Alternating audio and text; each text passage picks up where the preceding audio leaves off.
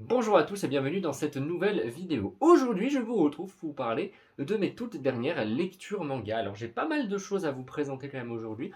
Quasiment, non d'ailleurs, que de bonnes lectures. Aucune déception, ça c'est cool. Donc préparez-vous peut-être à craquer un petit peu niveau portefeuille par la suite parce que je vais sûrement vous donner envie de lire certaines nouveautés et certaines séries. Bref, vous allez voir ça tout de suite. Et je vais également vous montrer ma pile à lire. Je trouve que c'est plutôt intéressant de vous montrer ma pile à lire dans ce genre de vidéo parce que comme ça, et bah vous allez voir un petit peu ce qui vous attend dans les prochaines vidéos lecture manga. Donc voilà, je trouve ça plutôt cool. Dites-moi si vous trouvez ça cool ou pas ou si vous vous en fichez. Bref, n'hésitez pas. De toute façon, j'attends vos retours dans les commentaires comme d'habitude. D'ailleurs, il faut absolument que je réponde à vos commentaires parce que j'en ai plein. Donc désolé, mais ne vous en faites pas, Ikirio arrive bientôt. Bref, on va commencer sans plus attendre et je vais vous présenter mes dernières lectures manga. Let's go. Tout d'abord, j'avais pris un tout petit peu de retard sur cette série, j'ai enfin lu le tome 3 de Horimiya. Alors, Horimiya s'est terminé en 16 tomes, on aura la suite en mai. C'est pour ça que je me suis réveillé et que j'ai lu du coup ce tome 3, parce que le tome 4 arrive le 18 mai, je crois. Et le tome 5 arrivera chez nous au mois de juillet. Donc, comme je vous l'ai dit, c'est terminé en 16 tomes, donc je pense qu'on aura sûrement un tome tous les 2 mois jusqu'à la fin. Horimiya, ce tome 3, bah écoutez, on va continuer un petit peu à suivre nos deux cocos qui s'appellent Ori et Miyamura. Donc, pour rappel, les deux.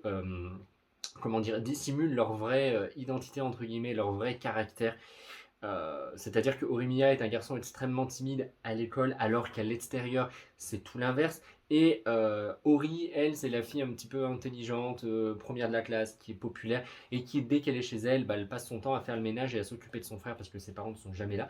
Bref, vous voyez, ça, personne ne sait au lycée, bah, enfin, en gros, personne ne connaît leur vraie personnalité.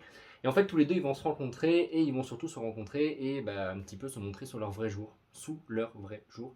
C'est-à-dire bah, que Miyamura va savoir un petit peu ce que fait Ori dans son temps libre et Ori va comprendre qui est vraiment Miyamura. Bref, donc du coup les deux vont commencer un petit peu à se fréquenter en dehors des cours et vont commencer à se créer une sorte de relation qui est assez ambiguë quand même si jamais à la fin du tome 1, à la fin du tome 2, pardon, Ori avait dit quelque chose à Miyamura, enfin les deux s'étaient dit un petit peu quelque chose, et à la fin de ce tome, pareil, il y a quelque chose d'autre qui...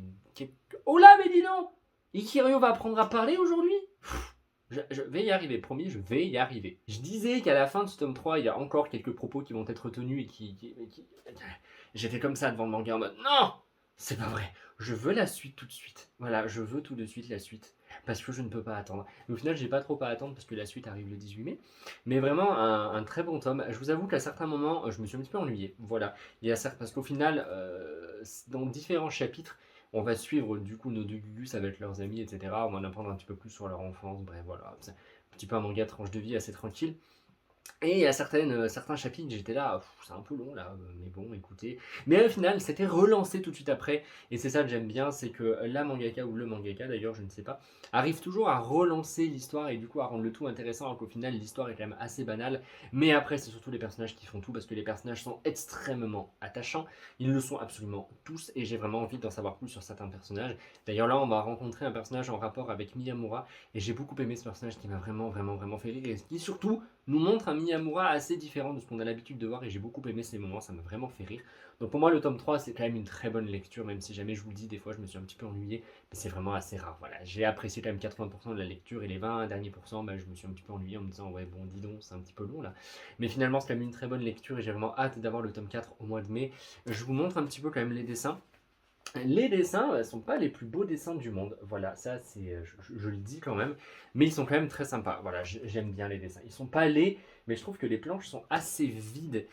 Bah vous voyez là par exemple, il n'y a pas trop de décors derrière nos personnages et tout, c'est quand même assez vide, mais bon, ça reste quand même très sympa, les visages j'aime beaucoup et tout, donc bref, voilà, c'est quand même très cool.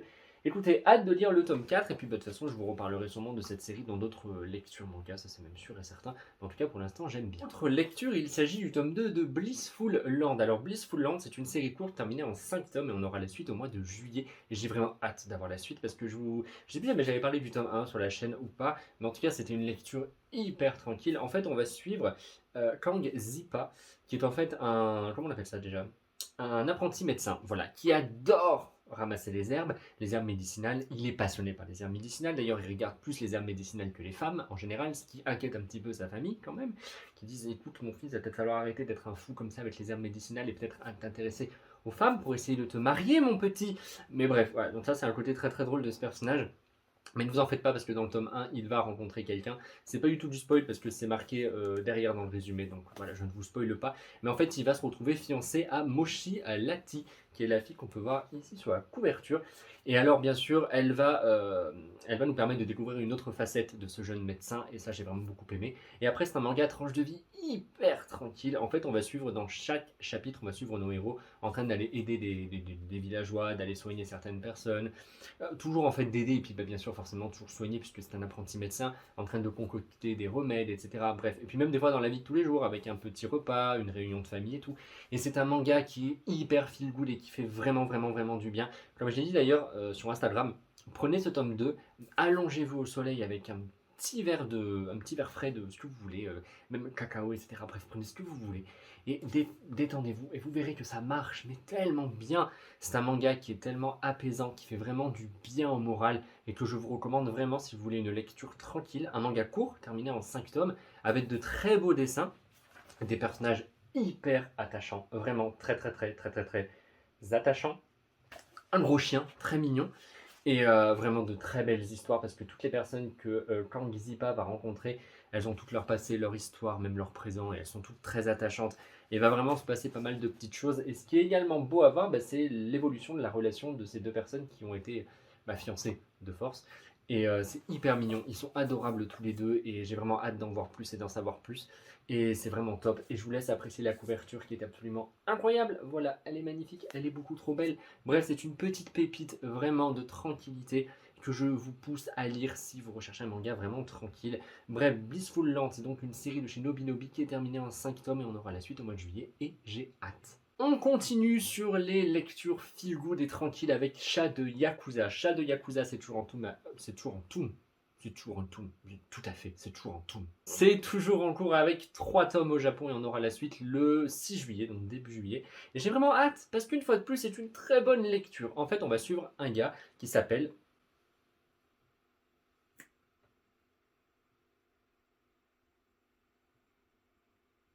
Pourquoi il n'y a pas son prénom derrière? Du coup, il faut que je revienne parce que je sais plus comment il s'appelle. Ça y est, j'ai son prénom, j'ai un peu honte parce qu'il s'appelle Jin. Voilà, c'est très court, il y a 3 lettres et j'ai pas réussi à le retenir. Bref, Jin est un ancien Yakuza. En gros, il va arrêter tout ce qui est. Enfin, il va arrêter. Il va totalement arrêter tout ce qui est un petit peu affaire sordide de Yakuza, c'est-à-dire baston, etc. Il va totalement arrêter, il va dire au revoir. Et son patron va lui donner une mission. Une mission qui est beaucoup plus tranquille que ce qu'il pouvait faire avant. Alors ça, c'est un petit peu l'intrigue, puis bon, on va vous dévoiler un petit peu tout ça un petit peu plus tard. Mais surtout, ce qui est adorable, c'est notre Yakuza, juste après avoir tourné le dos entre guillemets au Yakuza, va adopter un petit chaton qui avait dans une boîte dans la rue. Et alors ce petit chaton, ce qui est vraiment trop marrant, c'est qu'en fait, on va lire ses pensées. C'est-à-dire qu'en fait, bah, c'est comme si le chaton parlait tout simplement. Mais bon, il pense, il parle pas vraiment, voilà, vous m'avez compris. Et en fait, le chaton, quand il va voir si Yakuza, il va se dire mon Dieu, mais c'est qui lui? Ah là, mon Dieu, il a des entailles sur le visage et tout. Non, mon Dieu, aidez-moi s'il vous plaît. Ah! Et du coup, le chaton est terrorisé par ce mec. En même temps, il fait extrêmement peur. Je vais essayer de vous montrer une image au début. Mais vraiment, il est.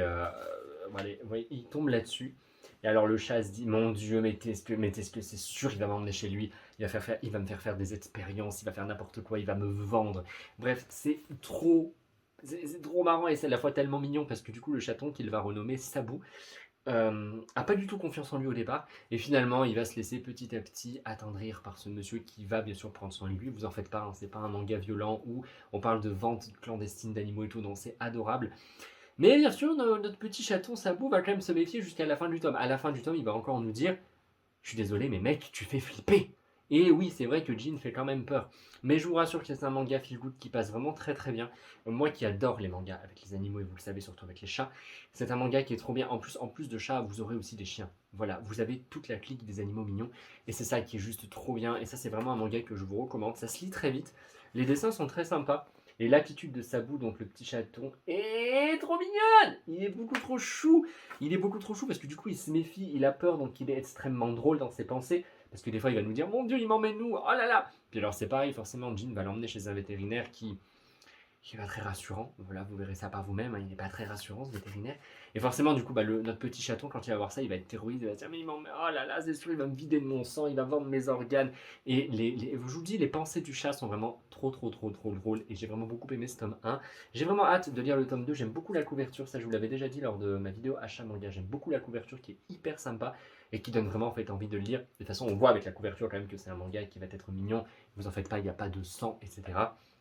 Et j'aime beaucoup aussi le personnage de Jin, donc qui est l'ancien Yakuza, Etz Yakuza. Mais Etz Yakuza au final, entre guillemets, parce qu'il a quand même encore un patron et au final il travaille encore pour les Yakuza, même si c'est dans un cadre, dans un contexte totalement différent. Mais en tout cas, j'ai vraiment hâte de lire la suite. Et ça, pareil, si jamais vous aimez les chats, vous aimez les animaux, vous aimez les histoires tranquilles et mignonnes, où il n'y a pas d'action, il n'y a pas d'aventure, il n'y a pas de bagarre, il n'y a pas de sang, il n'y a pas de monstre, foncez, ça va vous plaire. Ça va vraiment vous plaire parce que moi, j'ai adoré. Voilà, de A à Z, je dis oui. Alors là, on va passer déjà à quelque chose de beaucoup plus sombre, Non, non, ça passe pas, ça passe pas. Une lecture beaucoup plus sombre puisqu'il s'agit du tome 1 de Full Night. Alors Full Night, c'est toujours en cours avec 3 tomes et on aura le tome 2 fin août. Alors c'est assez tard, sachant que j'ai quand même hâte de lire la suite parce que j'ai beaucoup aimé ce tome 1. Laissez-moi un petit peu vous parler de l'histoire. En fait, l'histoire prend place dans un monde dans lequel il n'y a plus tout de soleil puisqu'il y a un épais nuage qui a totalement obscurci le monde et qui ne fait plus du tout passer la lumière du soleil. Donc les gens vivent dans l'ombre quotidiennement et ça a l'air atroce, dit comme ça, vraiment atroce. Il y a certaines paroles, des fois les personnages qui nous disent que forcément le fait que le ciel soit tout le temps couvert et qu'il n'y ait pas du tout un pet de soleil et de lumière, et forcément les gens deviennent un petit peu fous et sont un petit peu plus aigris que d'habitude. J'ose pas imaginer le bordel, où en effet ça serait quand même assez compliqué de vivre sans la lumière du soleil. Je pense que voilà, à force ça doit être assez pénible. Et dans ce monde, forcément vous vous en doutez, il n'y a plus d'arbres, il n'y a plus de fleurs, toute la flore a totalement disparu parce que forcément sans lumière, tout meurt. Et il y a un petit problème aussi parce qu'il commence à y avoir un manque d'oxygène, forcément. Donc les hommes ont trouvé quelque chose d'assez sympathique à faire, qu'on appelle la transfloraison. La transfloraison, en fait, c'est le fait d'implanter une graine dans un homme qui est à deux doigts de mourir, enfin qui va mourir, et il va se transformer en fleur. Voilà. Alors moi au début, je me suis dit, oh, ça va être mignon, tiens, moi aussi j'ai envie de devenir un coquelicot. Non, je trouve que les transformations font pas, enfin au départ en tout cas, parce que la transformation va avoir lieu pendant 2 ans. Et donc pendant 2 ans, vous allez vous transformer en fleur. Et ce qui fait qu'avant d'atteindre les 2 ans, vous ne serez pas forcément hyper beau. Voilà. Et la première page couleur est vraiment hyper méga frappante, je trouve. Elle est vraiment très belle. Mais du coup, on voit un petit peu. C'est pas de l'horreur, c'est quand même sympa parce que du coup, c'est quelque chose qui donne de l'espoir au monde. Mais c'est quand même assez terrifiant, je trouve, sachant qu'en plus, après, les hommes qui vont subir, qui vont avoir cette opportunité du coup de transfloraison, ils continuent de parler, ce qui fait que les plans continuent de marmonner des choses que personne ne comprend. Bref, au départ, en lisant ce manga, j'étais là, mais en fait, la transfloraison, ça n'a pas l'air très sympa. Après, c'est expliqué, etc. Donc voilà, ça nous rassure un tout petit peu. Mais j'ai quand même hâte d'en savoir plus parce que je me demande surtout, jamais il n'y a pas de la transfloraison clandestine, des choses un petit peu mal faites et tout, de la tricherie, tout ça. Parce qu'il faut savoir que lorsque vous allez vous faire implanter la graine, j'allais dire transflorer, mais je sais pas comment on dit, mais bref, quand vous allez du coup recevoir cette graine, il faut déjà savoir qu'avant il y a l'étude d'un dossier. Parce que bien sûr, vous n'allez pas vous faire transfloriser, mais vous me comprenez en fait, voilà, vous n'allez pas vous faire implanter une graine si jamais vous êtes au final en pleine forme, vous n'allez pas entre guillemets vous suicider. Donc il y a un dossier qui est d'abord monté sur vous, on va faire des études, par exemple si jamais vous dites que vous avez un cancer du pancréas en phase terminale, on va bien vérifier que vous avez bien un cancer en phase terminale et que vous n'êtes pas en train de nous mentir. Parce que ceux qui vont se faire transflorer, transfloriser, transfloraisonner, comme vous voulez, mais ils vont recevoir la somme de 1 million de yens. Donc ce million, c'est pour simplement qu'ils vivent une très belle vie pendant les 2 ans, jusqu'à ce qu'ils deviennent vraiment des plantes, donc qu'ils puissent manger ce qu'ils veulent, qu'ils puissent vivre où ils veulent, bref, qu'ils puissent vraiment profiter à fond. Et donc forcément, il y en a qui essaient peut-être de tricher, qui veulent se suicider parce qu'ils ont une vie un petit peu pourrie, pour pouvoir ramasser le pactole, bien vivre pendant 2 ans, et hop là, adieu la société. C'est un petit peu au final ce qui va se passer avec notre héros qui a une vie totalement merdique et je ne vous dirai pas pourquoi, voilà, mais il a une vie catastrophique et du coup il va vouloir se faire transflorer, il va vouloir subir la transfloraison, il va vouloir s'essayer à la transfloraison, voilà, parce que c'est pas au final subir, parce que faut savoir que bien sûr c'est que des volontaires, on va pas vous forcer à devenir une fleur, c'est bien sûr sur le volontariat. Donc on va pas dire subir, mais plutôt effectuer voilà, une transfloraison. Et j'ai adoré vraiment ce tome 1, puisque notre personnage principal qui a une vie de merde, Après, il va se passer plein de choses en fait avec lui que je ne vais pas vous spoiler, bien sûr. Mais en tout cas, c'est un tome 1 vraiment, vraiment, vraiment, vraiment, vraiment, vraiment, vraiment génial. J'ai beaucoup aimé parce qu'en fait, je suis hyper intrigué par ce principe de transfloraison, ce que ça donne. Est-ce que bien sûr, ils vont réussir à faire quelque chose? Je vous l'ai dit, c'est toujours en cours avec 3 tomes. Donc je pense que ça peut être une série peut-être assez longue, mais pas trop non plus. Et surtout, je trouve que l'environnement, cet environnement avec cette épée nuage au-dessus de la tête de tout le monde, c'est hyper pesant. Et j'ai vraiment en fait envie d'en savoir plus sur cet univers. Et je trouve ça vraiment super intriguant. J'ai beaucoup aimé les dessins. Voilà, j'ai beaucoup aimé les dessins. Les personnages sont très attachants. Et je trouve vraiment ce concept de transfloraison hyper intriguant. J'ai vraiment envie d'en savoir plus parce qu'on n'en sait pas assez dans ce tome 1. C'est normal, hein, ce tome 1 introduit les personnages, l'univers, le principe de transfloraison et tout. Donc forcément, ils vont pas non plus tout nous dire, mais j'ai vraiment hâte d'en savoir plus. Et la lecture est quand même assez brutale. Je trouve quand même que c'est assez brutal. Il n'y a pas de sang, c'est pas hyper violent. Mais le principe en lui-même de transfloraison est quand même assez brutal, je trouve, parce que quand les gens vont se transformer en fleurs, déjà la chose va durer pendant 2 ans, et du coup vous verrez certaines images de personnes en train de se transformer en fleurs. Et je me dis, je sais pas comment je serais à leur place, quoi, parce qu'est-ce qu'ils sont heureux, est-ce qu'ils ont peur, est-ce qu'ils sont dans le doute, est-ce qu'ils regrettent. Bref, c'est hyper intriguant et j'ai vraiment envie d'en savoir plus. Déjà, je trouve vraiment le pitch de départ hyper sympa.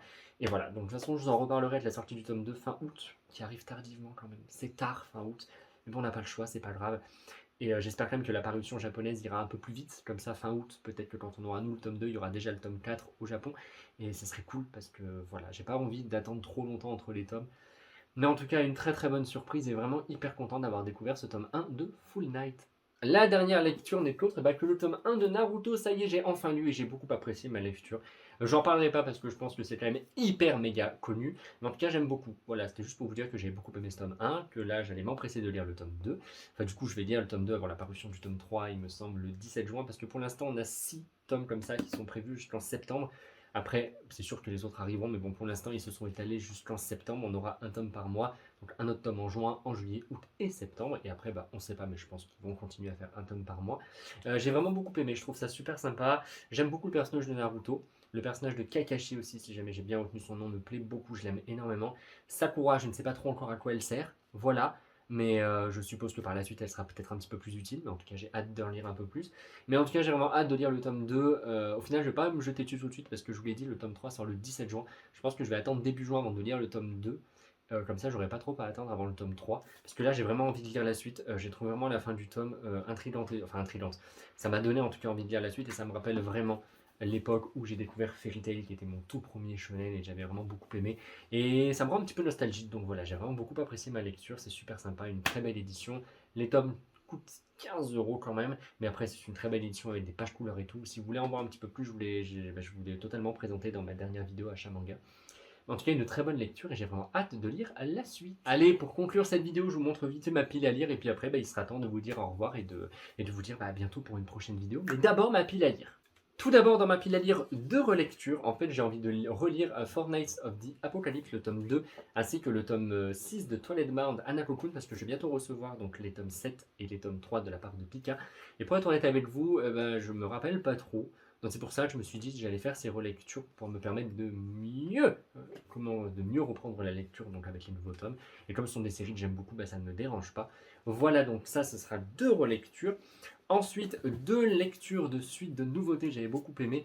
Le tome 2 de La Danse du Soleil et de la Lune et le tome 3 de Free Eren que j'ai hâte de découvrir et que j'ai vraiment hâte de lire simplement pour vous en reparler et pour vous dire si jamais on continue sur la lancée du coup de cœur ou pas. Mais à mon avis, ça s'annonce plutôt bien. Et bien sûr, le tome 2 de la nouvelle édition de Naruto qui me tente aussi énormément. Ça, je vous l'ai déjà dit avec le tome 1. Donc voilà pour ma petite pile à lire du moment. Bon, sachant que ça va me faire une après-midi, je pense, parce que je vais bientôt me mettre dessus.